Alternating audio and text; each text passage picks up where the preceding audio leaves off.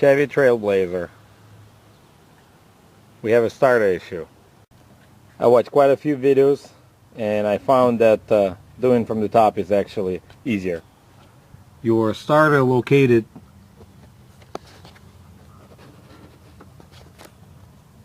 all the way down there. As you can see, my hand goes and points right there.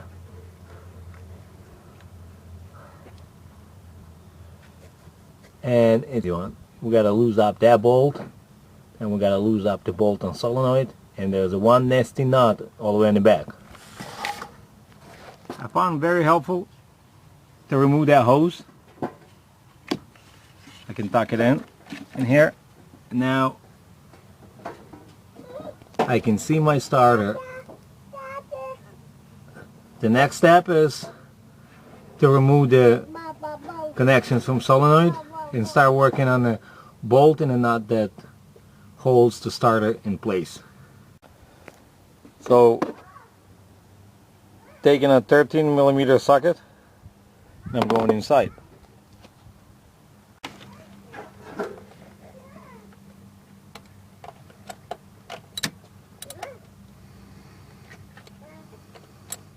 Well, the nut is loose and I'm moving it by hands. I don't know when was the last time that starter replaced, but it's actually happened to be really easy to break it loose. And I'm pulling a clamp, and as you can see, one clamp is out. Let it hang on the side, and then I gotta lose this ignition wire. I got myself a light in there, so as typical as it is, soon as I start losing that bolt, and guess what? It got broken. Which in our case, we don't care because we're replacing it. And socket, 15mm socket, so it's going right on the bolt.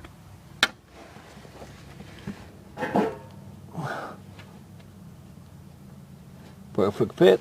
Well, let's try to break that first bolt loose. And it's not going to be easy.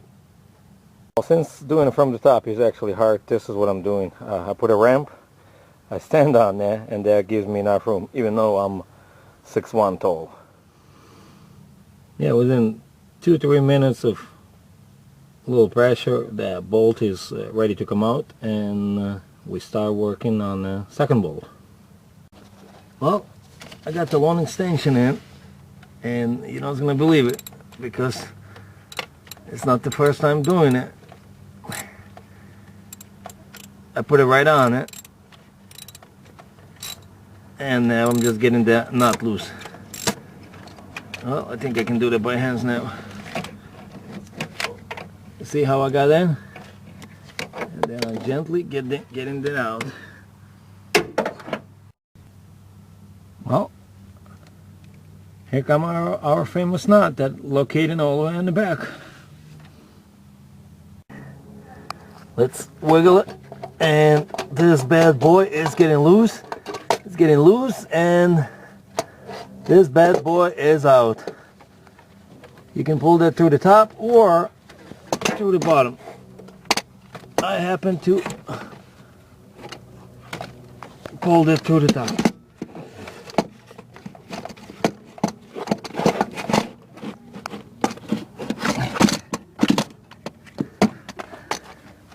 Here we go. And I'm going to show you what it'll look like without a starter.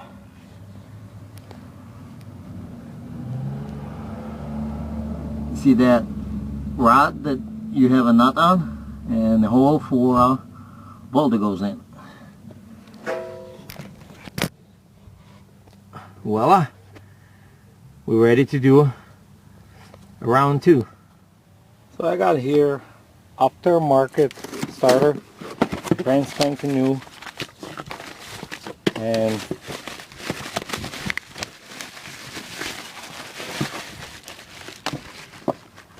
it cost me only $50. I bought it on eBay, So this baby is going in now.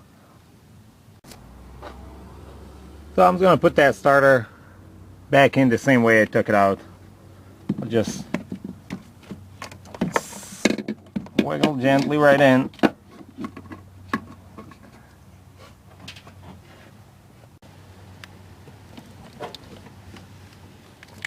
As you can see, it came in. Just have to be pretty gentle when you do that stuff. Okay, I have to free up my hand, and I'll gently will slide this hole right there over that rod that is inside. So first I put that in. I put the bottom bolt in. I gently slide that over that rod and grab that nut, put it on, and now what I'm doing, I'm just screwing that nut as much as I can before I grab a ratchet. By hands, I tighten a nut in that bolt. As you can see, it's right there. So now I'm grabbing this extension with a 15mm socket. I'm gonna tighten up that knife, and I just have to find a way to gently slide it right in on the back way between those wires, and it's gonna be on. I slid that in, and I'm tightening it, and it's good. Now I remove that extension, and I'm just going to go in and tighten the second bolt.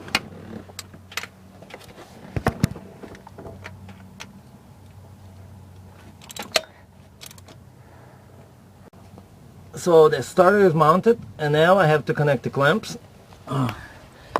So what I did, I took the nut, 14mm socket, this one, and going to put the clamp on first, and